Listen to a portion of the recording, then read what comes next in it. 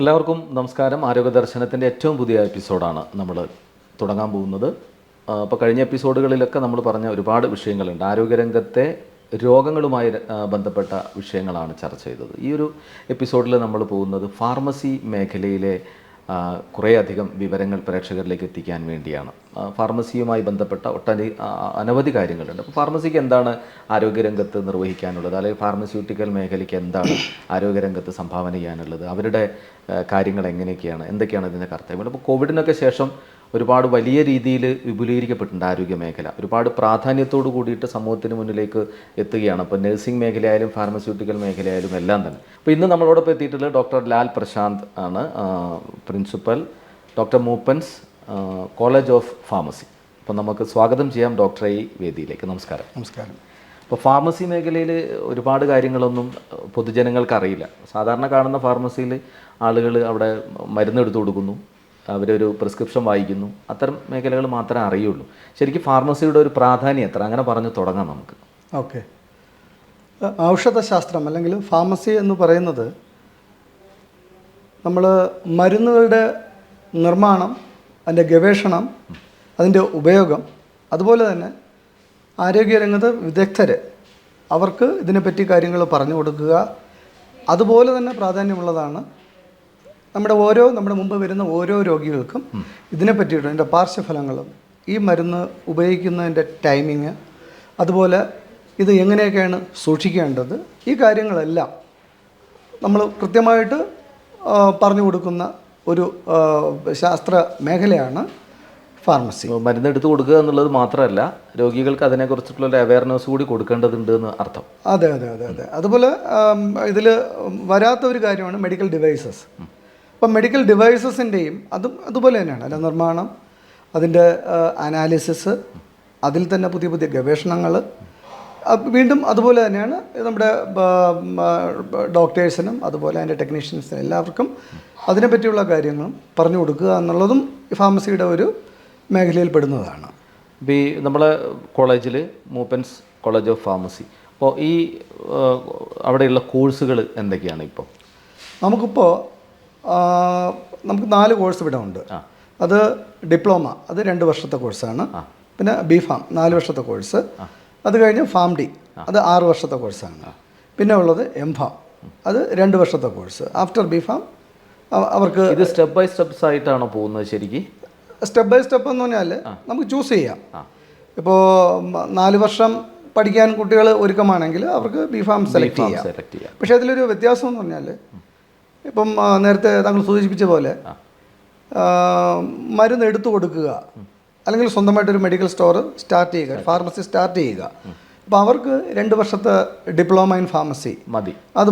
അപ്പോൾ അവർക്ക് ഇന്ത്യയിലെ ഒരു നമ്മുടെ മരുന്ന് ഗവേഷണത്തെ അല്ലെങ്കിൽ മരുന്നുമായിട്ട് ബന്ധപ്പെട്ടുള്ള ഒരു നിയമം എന്ന് പറയുന്നത്, ഒരു ആൾക്ക് അല്ലെങ്കിൽ ഒരു വ്യക്തിക്ക് ഒരു മരുന്ന് ഡിസ്പെൻസ് ചെയ്യാനോ അതിൻ്റെ ഉപയോഗം പറഞ്ഞു കൊടുക്കാനോ ചെയ്യണമെങ്കിൽ അയാൾ ഫാർമസി മേഖലയിലുള്ള ഏതെങ്കിലും ഒരു കോഴ്സ് പാസ്സായിരിക്കണം.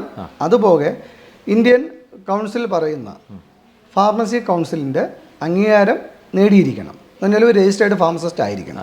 അപ്പോൾ രജിസ്റ്റേർഡ് ഫാർമസിസ്റ്റിന് നമുക്ക് ആവശ്യമെന്ന് പറഞ്ഞാൽ ഡിപ്ലോമ ഇൻ ഫാർമസി 2 വർഷത്തെ പഠിച്ചാൽ അവർക്ക് ഈ മേഖലയിൽ വർക്ക് ചെയ്യാം. ഹോസ്പിറ്റലിൽ വർക്ക് ചെയ്യാം, ഗവൺമെൻറ് ഹോസ്പിറ്റലായാലും പ്രൈവറ്റ് ഹോസ്പിറ്റലായാലും വർക്ക് ചെയ്യാം. അതുപോലെ സ്വന്തമായിട്ടൊരു ഫാർമസി സ്റ്റാർട്ട് ചെയ്യാം. അത് അവർക്കത് പറ്റും. പക്ഷേ ബി ഫാം എന്ന് പറയുന്നത് അവർക്ക് 4 വർഷം പഠിക്കുക.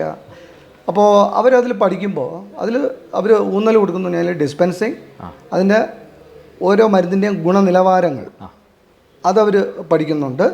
അതുപോലെ ക്ലിനിക്കൽ ട്രയൽസ് എന്ന് പറഞ്ഞാൽ ഒരു മരുന്ന് നമ്മൾ പുതിയതായിട്ട് കണ്ടുപിടിച്ചു, അതിൻ്റെ ഫാർമക്കോളജിക്കൽ ആക്ടിവിറ്റി, അല്ലെങ്കിൽ ഒരു അനിമലിൽ, ഒരു മൃഗത്തിൽ അതിൻ്റെ ആക്ടിവിറ്റി നമ്മൾ തീർച്ചപ്പെടുത്തിയതിന് ശേഷം അടുത്ത് നമ്മൾ മനുഷ്യനിലോട്ടത് പരീക്ഷിക്കും. അപ്പോൾ മനുഷ്യനിൽ പരീക്ഷിക്കുമ്പോൾ നമുക്കൊരു 4 ക്ലിനിക്കൽ ട്രയൽസ് എന്ന് പറയും, ഒരു 4 വിഭാഗങ്ങളുണ്ട്. അപ്പോൾ ഇതെല്ലാം കഴിഞ്ഞിട്ട് വേണം ഒരു മെഡിസിൻ നമുക്ക് നിലവാരമുള്ള ഒരു മെഡിസിനായിട്ട് അത് പുറത്ത് കൊടുക്കുന്നത്. അപ്പോൾ അതിന് ഈ ക്ലിനിക്കൽ ട്രയൽസിലും ഇപ്പോൾ വർക്ക് ചെയ്യുന്നതെല്ലാം നമ്മുടെ ഫാർമസി സ്റ്റുഡൻസ് ആണ്. ഓക്കെ, ഫാർമസി കഴിഞ്ഞ കുട്ടികൾ അതിൽ വർക്ക് ചെയ്യുക. പിന്നെ അതുപോലെ തന്നെ 6 വർഷത്തെ Pharm D course, doctor in pharmacy. അപ്പോൾ ഇവിടെ ഈ കുട്ടികൾ ബിഫാം കുട്ടികൾ പഠിക്കുന്ന കാര്യങ്ങളും പഠിക്കുന്നുണ്ട്. അതിൻ്റെ കൂടെ ക്ലിനിക്കൽ ഫാർമസിസ്റ്റ് എന്ന് പറഞ്ഞാൽ രോഗികളുമായിട്ട് ഡയറക്റ്റ് ബന്ധം ഈ കുട്ടികൾക്ക് ഉണ്ട്. അപ്പോൾ അവർ അലോങ് വിത്ത് ഡോക്ടേഴ്സിൻ്റെ കൂടെ അവർ പോയി കാര്യങ്ങൾ പഠിച്ച് മനസ്സിലാക്കുന്നു. ഒരു ഡോക്ടർ ചെയ്യുന്നതിൻ്റെ ഒരു ചെറിയ ഗുണഫലം ഇവരിലേക്ക് എത്തുന്നുണ്ട് എന്നർത്ഥം. തീർച്ചയായിട്ടും പോലെ തന്നെ ഡോക്ടറെ പോലെ തന്നെയാണ്. അപ്പോൾ അതിന് നമുക്ക് ആവശ്യം പറഞ്ഞാൽ ഡോക്ടേഴ്സിൻ്റെ ഹെൽപ്പ് നന്നായിട്ട് കുട്ടികൾക്ക് തുടക്കത്തിൽ ആവശ്യമുണ്ട്.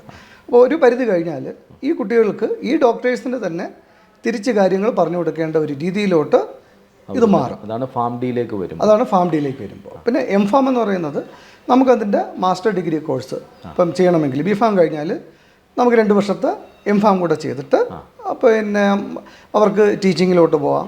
അതല്ലാന്നുണ്ടെങ്കിൽ കമ്പനി ഈ ബിഫാം കുട്ടികൾ പോകുന്ന ഏത് വിഭാഗത്തിലോട്ടും അവർക്ക് പോകാം. പക്ഷേ ടീച്ചിങ്ങിൽ പോകാൻ പറ്റില്ല. ബിഫാം കഴിഞ്ഞാൽ ടീച്ചിങ്ങിൽ പോകാൻ പറ്റില്ല. ഇപ്പോൾ ടീച്ചിങ്ങിന് പോകുന്നുണ്ടെങ്കിൽ അവർക്ക് മസ്റ്റായിട്ട് എംഫാം ഡിഗ്രി ഉണ്ടായിരിക്കണം. അങ്ങനെ ഒരു 4 സെക്ഷൻ ഉണ്ട്. സത്യത്തിൽ പുതിയ അറിവുകളാണ്. നമ്മളെപ്പോഴും ബിഫാം, ഡിഫാം, ഫാം ഡി, എംഫാം എന്ന് കേൾക്കുക എന്നല്ലാതെ ഇതിൻ്റെ ഒരു വ്യത്യാസം എന്താണെന്ന് തിരിച്ചറിയാൻ പറ്റിയിട്ടില്ല. അപ്പോൾ നമുക്ക് എല്ലാവരും പുതിയ അറിവാണ് ഇപ്പോൾ ഡോക്ടർ നൽകിയത്. ഈ ഫാർമസ്യൂട്ടിക്കൽ സെക്ഷനിൽ ഇപ്പോൾ കോവിഡിനൊക്കെ ശേഷം ഞാൻ നേരത്തെ സൂചിപ്പിച്ചതുപോലെ വലിയ മാറ്റങ്ങൾ വന്നിട്ടുണ്ട് അല്ലേ? ഒരുപാട് ആരോഗ്യരംഗത്ത് വലിയ കുതിച്ചുചാട്ടം ഉണ്ടായി എന്ന് തന്നെ പറയാൻ പറ്റും. അപ്പോൾ ഈ ഫാർമസ്യൂട്ടിക്കൽ സെക്ഷനിൽ എത്രത്തോളം ആളുകൾ അവരുടെ ഡെഡിക്കേഷൻ നടത്തേണ്ടതുണ്ട്? കാരണം ഒരു ഡോക്ടർ പ്രിസ്ക്രിപ്ഷൻ എഴുതി കഴിഞ്ഞിട്ടുണ്ടെങ്കിൽ അത് കൊടുക്കേണ്ട പൂർണ്ണമായ ഉത്തരവാദിത്വം ഫാർമസിയിലാണ്. അവിടെ അവർ പാലിക്കേണ്ട എന്തൊക്കെ കാര്യങ്ങൾ ഉണ്ടാവണം? ശരിക്കും ഒരു മരുന്നൊന്ന് ജസ്റ്റ് അങ്ങോട്ടോ ഇങ്ങോട്ടോ ചേഞ്ച് ചെയ്താൽ മതി, അത് ജീവന് വരെ അപകടം ഉണ്ടാക്കാം. അത്തരം കാര്യങ്ങളിൽ എത്രത്തോളം ശ്രദ്ധ ചെലുത്താൻ ഇപ്പോൾ നമ്മളെ കോളേജിലൊക്കെ? അപ്പോൾ അതിന് ചെയ്യുന്ന ഇപ്പോൾ ഞങ്ങളുടെ കോളേജിൽ ഇപ്പോൾ 2016 ഞങ്ങൾ കോളേജ് സ്റ്റാർട്ട് ചെയ്തതാണ്. അപ്പോൾ സെക്കൻഡ് ഇയർ വരെ കുട്ടികൾക്ക് ഫാർമക്കോളജി എന്നൊരു സബ്ജക്റ്റ് അവർക്ക് ഇല്ല. പക്ഷേ ഇപ്പം പുതിയ സെമസ്റ്റർ സിസ്റ്റം വന്നപ്പോൾ അവർക്ക് ഫാർമക്കോളജി 4th സെമസ്റ്റർ തൊട്ട് അവർക്ക് സ്റ്റാർട്ട് ചെയ്യുന്നുണ്ട്. അപ്പോൾ ഈ ഫാർമക്കോളജി എന്ന് പറഞ്ഞാൽ മരുന്നിൻ്റെ ഉപയോഗം എന്ന് പറഞ്ഞാൽ മനുഷ്യരിൽ അത് എങ്ങനെ ആക്ട് ചെയ്യുന്നു, അത് കഴിഞ്ഞിട്ട് നമ്മുടെ പിന്നെ ബോഡി അതിനെ എങ്ങനെ കൺവെർട്ട് ചെയ്യുന്നു. അപ്പോൾ ഇത് രണ്ടും പഠിക്കുന്ന ഒരു ശാഖയാണ് ഫാർമക്കോളജി. അപ്പോൾ ഈ ഫാർമക്കോളജി പഠിക്കുന്നത് തൊട്ട് കുട്ടികൾക്ക് മെഡിസിൻ്റെയും അതുപോലെ രോഗികൾക്ക് ഇത് കൊടുക്കേണ്ട ആവശ്യകത, അതുപോലെ എത്ര ഡോസ് കൊടുക്കണം, അതിലുള്ള സൈഡ് എഫക്ട്സ്, അഡ്വേഴ്സ് എഫക്ട്സ്, ഈ കാര്യങ്ങളെല്ലാം കുട്ടികൾ അപ്പോൾ ഇവിടെ പഠിക്കുന്നുണ്ട്. അപ്പോൾ ഈ പഠിക്കുമ്പോൾ ആ ഒരു സമയത്തുള്ളൊരു പ്രശ്നം എന്ന് പറഞ്ഞാൽ അവർക്ക് വേറെ ഒരു പർട്ടിക്കുലർ നോളേജ് അതിനെ പറ്റിയില്ല. പക്ഷേ ഞങ്ങളുടെ ഒരു പ്രത്യേകത എന്ന് പറഞ്ഞാൽ ഇപ്പോൾ നമുക്കിവിടെ സ്വന്തമായിട്ട് നമുക്ക് ഡോക്ടർ മൂപ്പൻസ് മെഡിക്കൽ കോളേജ് ഉള്ളതുകൊണ്ട് ഇവിടെ ഒരു 8 ഡിഫറെൻറ്റ് ടൈപ്സ് ഓഫ് ഫാർമസീസ് നമുക്കിവിടെ ഉണ്ട്. അപ്പോൾ കുട്ടികളെ നമ്മൾ ഒരു 5 അല്ലെങ്കിൽ 10 ഗ്രൂപ്പായിട്ട് കുട്ടികളെ നമ്മൾ ഇങ്ങോട്ട് അയക്കുന്നുണ്ട്. അപ്പോൾ അയക്കുമ്പോൾ ഇവർക്കൊരു 4 വർഷം കഴിയുമ്പോൾ അവർ കറക്റ്റായിട്ടൊരു ഫാർമസിസ്റ്റായിട്ട് മാത്രമേ ഇവിടുന്ന് പുറത്ത് പോവുള്ളൂ. അപ്പോൾ ആ ഫാർമസിസ്റ്റിൻ്റെ ഗുണമെന്ന് പറഞ്ഞാൽ ഏതൊരു മരുന്നിൻ്റെ പേരും അതിൻ്റെ ഡോസ്, അതുപോലെ അതിന് എന്തൊക്കെയാണ് അഡ്വേഴ്സ് എഫക്റ്റ്, സൈഡ് എഫക്റ്റ്, ഇങ്ങനെ അല്ലെങ്കിൽ മെയിൻ യൂസസ് എന്താണ്, അല്ലെങ്കിൽ അൾട്ടർനേറ്റീവ് ആയിട്ട് എന്തൊക്കെ നമുക്ക് ഡ്രഗ്സ് കൊടുക്കാം, ഇതെല്ലാം അവർ പഠിച്ചിട്ട് ഇവിടെ നിന്ന് ഇറങ്ങുള്ളൂ. അപ്പോൾ അത് എൻ്റെ അഭിപ്രായത്തിൽ എല്ലാ കോളേജിലും ഇങ്ങനെ ഒരു സംവിധാനം ഉണ്ടെങ്കിൽ എന്ന് പറഞ്ഞാൽ സ്വന്തമായിട്ട് ഒരു മെഡിക്കൽ കോളേജോ ഹോസ്പിറ്റലോ ഉണ്ടെങ്കിൽ മസ്റ്റായിട്ട് ഗുണം കൂടും. അപ്പോൾ ഈ പറഞ്ഞതുപോലെ ഇങ്ങനെയുള്ള പ്രശ്നങ്ങൾ ഉണ്ടാവേണ്ട ചാൻസ് വളരെ കുറവായിരിക്കും. പിന്നെ എന്തായാലും ഒരു ഫാർമസിസ്റ്റിൻ്റെ ഡ്യൂട്ടി എന്ന് പറയുന്നത് ഫസ്റ്റ് അവർ നമ്മുടെ മുമ്പിൽ വരുന്ന രോഗികളെ റെസ്പെക്റ്റ് ചെയ്യുക, നമ്പർ 1. അതാണ് എല്ലായിടത്തും നമ്മളിപ്പം കാണുന്നുണ്ട്. ചില ഹോസ്പിറ്റലിലെ ഫ്രണ്ടിൽ പ്രശ്നങ്ങളുണ്ടാകുന്നു, മരുന്നിൻ്റെ പേര് പറഞ്ഞ് പ്രശ്നം ഉണ്ടാകുന്നു. അത് എന്തുകൊണ്ട് പറഞ്ഞാൽ വരുന്ന രോഗിയുടെ മനോനില നമ്മൾ മനസ്സിലാക്കണം. അവർ ഏത് കണ്ടീഷനിലാണ് വരുന്നത്. ചിലപ്പോൾ നല്ല പെയിനുള്ള ഒരാളായിരിക്കും, കൂടെ ആരുമില്ല. അപ്പോൾ അവർ വന്നു നിന്നിട്ട് ഒരു മരുന്ന് ചോദിക്കുമ്പോൾ അവരുടെ കണ്ടീഷനെങ്കിലും നമ്മൾ മാനിച്ച് നമുക്കെന്ത് ബിസി ഉണ്ടെങ്കിലും ശരി അതിന് നമ്മൾ റെസ്പോണ്ട് കറക്റ്റായിട്ട് ചെയ്യുക, ആ പേഷ്യൻസിനെ റെസ്പെക്റ്റ് ചെയ്യുക. അത് ഇവിടം തൊട്ടേ നമ്മൾ പഠിപ്പിച്ചു കൊടുക്കണം. അപ്പോൾ അതിന് എന്താണ് വേണ്ടതെന്ന് പറഞ്ഞാൽ ഫാർമസിയിൽ ആദ്യം കൊണ്ടുപോയിട്ട് അവിടുത്തെ ഫാർമസിസ്റ്റ് എന്താണോ അനുഭവിക്കുന്നത് നേരിട്ട് വരെ കാണേണ്ട ഒരു അവസരം നമ്മൾ കൊടുക്കുക. അപ്പോൾ അങ്ങനെ ഒരു അവസരം ഉണ്ടാകുമ്പോൾ തന്നെ കുട്ടികൾ ഓട്ടോമാറ്റിക്കായിട്ട് കാര്യങ്ങൾ മനസ്സിലാക്കുക. ഈ 4 വർഷം കഴിഞ്ഞാൽ നമുക്കും ജീവിതം ദുരിതമാണ്, ഓക്കെ, പിന്നെ ഒരുപാട് കാര്യങ്ങൾ നമ്മൾ അഡ്ജസ്റ്റ് ചെയ്യേണ്ടതുണ്ട്, സഹിക്കേണ്ടതുണ്ട്. സഹനശക്തി നമുക്ക് വേണമെന്നുള്ളത് നമ്മൾ പഠിപ്പിച്ചു വിട്ടാൽ മാത്രമേ ആ കുട്ടികൾക്ക് അതുമായിട്ട് താരതമ്യപ്പെടാൻ പറ്റുള്ളൂ. കാരണം എല്ലാവരുടെയും മനസ്സിൽ ഒരേ ഒരു ചിന്തയേ ഉള്ളൂ, ഇപ്പോൾ നല്ല ശമ്പളം, ഓക്കെ. പക്ഷെ നല്ല ശമ്പളത്തിന് എത്രമാത്രം നമ്മൾ അതിനുവേണ്ടി ഡെഡിക്കേറ്റഡ് വർക്ക് ചെയ്യണം എന്നുള്ളത് ഒരു ചിന്ത അതാർക്കും ഇല്ല. പക്ഷെ അത് അങ്ങനെ വേണമെന്നുണ്ടെങ്കിൽ ഫ്രം ദ സ്റ്റോർ നമ്മൾ ഒരു ഫാർമസിയിൽ അവിടെ ഒരു സ്റ്റോർ കാണും. ആ സ്റ്റോർ തൊട്ട് വർക്ക് ചെയ്യാൻ നമ്മളെ കുട്ടികളെ അനുവദിക്കണം. അതിപ്പോൾ ഡി ഫാം ആയാലും ശരി, ബി ഫാം ആയാലും ശരി, ഫാം ഡി ആയാലും ശരി. ഫാം ഡി ഇപ്പോൾ നമുക്ക് ഡോക്ടർ ഇൻ ഫാർമസി നമുക്ക് പറയാം. പക്ഷേ ഡോക്ടർ ഇൻ ഫാർമസി എന്ന് പറഞ്ഞാലും അവരും തുടക്കം എവിടെയാണോ അത് അറിഞ്ഞിട്ട് വേണം ഒടുക്കം അറിയാനും. അപ്പോൾ ഇത് മാക്സിമം ഉള്ള കോളേജുകളിലൊന്നും അത് ചെയ്യുന്നില്ല. പക്ഷെ ഇവിടുത്തെ നമ്മുടെ ഒരു പ്രത്യേകത, ഞാൻ അതാണ് ഒരു പറഞ്ഞത്, ഒരു പ്രത്യേകത എന്ന് പറയുന്നത് നമ്മുടെ കുട്ടികൾക്ക് ഈ രീതിയിലുള്ള ട്രെയിനിങ് ജീവിതത്തിൽ നമ്മളിപ്പം ഇവിടെ നിന്ന് ഇറങ്ങി നമ്മുടെ ഈ കോഴ്സ് കംപ്ലീറ്റ് ചെയ്തു പുറത്ത് പോയി ഏത് സ്ഥാപനത്തിൽ ജോലി ചെയ്താലും ഇപ്പോൾ അവർക്ക് ജോലി ചെയ്യാൻ പറ്റുന്നത് ഇൻഡസ്ട്രിയിൽ പോവാം. പക്ഷേ ഇന്ന് ഇൻഡസ്ട്രിയിൽ പോകുന്ന ഫാർമസിസ്റ്റുകളുടെ എണ്ണം വളരെ കുറവാണ്. പക്ഷേ ഇപ്പോൾ കഴിഞ്ഞ ഒരു വർഷം കൊണ്ട് കുറച്ച് മാറ്റങ്ങൾ വന്നിട്ടുണ്ട്. കാരണം ഈ പറഞ്ഞതുപോലെ തന്നെ നമ്മുടെ കൊറോണയ്ക്ക് ശേഷമുള്ള പുതിയ പുതിയ മെഡിസിൻസിനും ഇൻവെൻഷൻസിനും അതുപോലെ അതിൻ്റെ പുതിയ പുതിയ കണ്ടുപിടുത്തങ്ങൾ ഈ പറഞ്ഞു, അതുപോലെ തന്നെ എൻ്റെ ഗവേഷണങ്ങളും ഒരുപാട് നടക്കുകയാണ്. അപ്പോൾ അതുകൊണ്ട് കുറച്ച് കുട്ടികൾ ഇപ്പോൾ അതിന് പ്രിഫർ ചെയ്യുന്നു. പക്ഷേ എല്ലാവർക്കും ആവശ്യം എന്ന് പറയുന്നത് ഇന്ത്യ വിട്ട് പുറത്ത് പോവുക. അതെ, ഇപ്പോൾ ഇന്ത്യക്കകത്ത് ജോലി ചെയ്യണമെന്ന് ഇപ്പോൾ ആർക്കും താല്പര്യമില്ല. ഇപ്പോൾ ഞങ്ങൾ തന്നെ പ്രത്യേകിച്ച് ആരോഗ്യമേഖലയിൽ അപ്പോൾ ആസ്റ്റർ നമ്മുടെ ഇപ്പോൾ നല്ല ശക്തമായ ഒരു ഗ്രൂപ്പാണ് നമ്മുടെ ആസ്റ്റർ ഗ്രൂപ്പ്. ആസ്റ്ററിൽ ഇന്ത്യയിൽ വർക്ക് ചെയ്യണമെന്ന് പറഞ്ഞാൽ കുട്ടികൾക്ക് വലിയ താല്പര്യമില്ല. അതേ സമയത്ത് ഫോറിൻ കൺട്രീസിൽ പോയി വർക്ക് ചെയ്യാമെന്ന് പറഞ്ഞാൽ ഉടൻ തന്നെ എല്ലാവരും റെഡിയാണ്. അതാണ് ഈ ഒരു വ്യത്യാസം. പക്ഷേ ഇതെങ്ങനെ നന്നായിട്ട് കൊണ്ടുപോകുമെന്ന് പറഞ്ഞാൽ ഫ്രം ദ ബിഗിനിങ് നമ്മൾ കൊടുക്കുന്ന ട്രെയിനിങ് അത് അവർ സ്കില്ല് നല്ല രീതിയിൽ ഡെവലപ്പ് ചെയ്ത് നമ്മൾ കുട്ടികളെ കോഴ്സ് കംപ്ലീറ്റ് ചെയ്ത് വിട്ട് കഴിഞ്ഞാൽ അത് രാജ്യത്തിന് തന്നെ ഒരു മുതൽക്കൂട്ടായിട്ട് മാറും. ഈ പുതിയ മെഡിസിൻസ് എപ്പോഴും ഇങ്ങനെ പുതിയ മെഡിസിൻസ് കണ്ടെത്തിക്കൊണ്ടിരിക്കുകയാണ്. അതെ, ഇപ്പോൾ ഇവിടെ നിന്ന് പഠിച്ചിറങ്ങുന്ന കുട്ടികൾ അതിൻ്റെ കോമ്പിനേഷൻസിലൊക്കെ പല ഒരേ കമ്പനി മെഡിസിനൊക്കെ ആയിരിക്കും, പക്ഷേ കമ്പനി വ്യത്യാസം, കോമ്പിനേഷൻ വ്യത്യാസം അങ്ങനെയൊക്കെ വരുന്ന സമയത്ത് അവർക്കത് എത്രത്തോളം നമ്മുടെ ഈ പഠനവുമായി ബന്ധപ്പെടുത്തിക്കൊണ്ട് മനസ്സിലാക്കാനുള്ള ഒരു പവർ കൂടി ഉണ്ടാവും. എങ്ങനെയാണ്?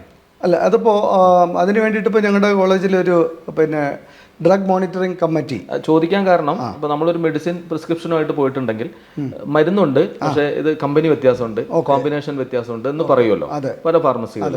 അതാണ് എൻ്റെ. ഓക്കെ, അപ്പോൾ ഈ കോമ്പിനേഷൻ വ്യത്യാസം എന്ന് പറഞ്ഞാൽ ഡ്രഗ് ഇപ്പോൾ നമ്മളിപ്പോൾ ഒരു ഡോക്ടർ ഇപ്പോൾ ഒരു ഡ്രഗ് എഴുതും, അപ്പം മെഡിസിൻ സെയിം തന്നെ ആയിരിക്കും, പക്ഷേ കമ്പനികളിൽ തമ്മിൽ വ്യത്യാസം കാണും. ഇപ്പോൾ കമ്പനി എന്ന് പറഞ്ഞാൽ ഇപ്പോൾ ഇൻ്റർനാഷണൽ സ്റ്റാൻഡേർഡുള്ള കമ്പനികളാണെങ്കിൽ അവർ മാക്സിമം ഇപ്പോൾ ഒരു 500 ഗ്രാം ടാബ്ലറ്റ് അതിൽ കണ്ടൻറ്റ് വേണമെങ്കിൽ 500 ഗ്രാം അതിൽ കാണും. കാരണം അത്രയ്ക്കൊരു ടെസ്റ്റിങ് അനാലിസിസ് കഴിഞ്ഞിട്ടാണ് പുറത്ത് വരുന്നത്. പക്ഷേ അതേ സമയത്ത് ഈ ചില സ്ഥലങ്ങളിൽ അവർ ബൾക്ക് ഡ്രഗ്സ് എടുത്തിട്ട് അവർ തന്നെ മാനുഫാക്ചർ ചെയ്ത് വിടുന്നുണ്ട്. പക്ഷെ അതും ആക്ച്വലി അനാലിസിസ് ഡിപ്പാർട്ട്മെൻറ്റിൽ പോയിട്ട് അവരുടെ ടെസ്റ്റ് കഴിച്ചിട്ടാണ് പുറത്ത് വരുന്നത്. പക്ഷേ ഇതിൽ കണ്ടൻറ്റിലെ വേരിയേഷൻ കുറച്ചുണ്ട്. ഇപ്പോൾ നമ്മളിപ്പം നല്ല കമ്പനിയുടേത് 5 ടാബ്ലറ്റ് പക്ക കഴിക്കുമ്പോൾ ഇവിടെ ഒരു 8-10 കഴിച്ചാലേ പറ്റുള്ളൂ. അങ്ങനെ ഒരു പ്രശ്നം അതിൽ ഉണ്ട്. പക്ഷേ എങ്കിലും അനാലിറ്റിക്കൽ ഡിപ്പാർട്ട്മെൻറ്റിൽ നിന്ന് വരുമ്പോൾ അവർ അത് പക്ക ടെസ്റ്റ് ചെയ്തിട്ടാണ് വിടുന്നത്.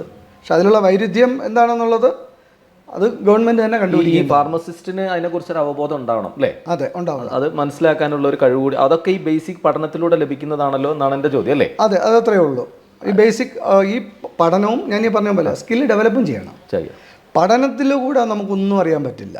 പഠനത്തിൽ വെറും തിയററ്റിക്കൽ നോളജ് മാത്രമേ ഉള്ളൂ. പക്ഷെ നമുക്ക് ഇവിടെ പോകുമ്പോൾ തിയററ്റിക്കൽ പ്ലസ് പ്രാക്ടിക്കൽ നോളജ് മസ്റ്റായിട്ട് വേണം. പിന്നെ നമ്മൾ ഇപ്പോൾ പുതിയ സിലബസ് അനുസരിച്ച് കുറച്ചുകൂടെ പ്രാക്ടിക്കൽ നോളജ് കുട്ടികൾക്ക് വരുന്നുണ്ട്. പക്ഷേ ഇതിന് മുമ്പുള്ളത് അങ്ങനെയല്ല. തിയറി ഒന്നും നമ്മൾ വർക്ക് ചെയ്യുമ്പോൾ പ്രാക്ടിക്കൽ നോളജ് ഇനി ഒന്നും.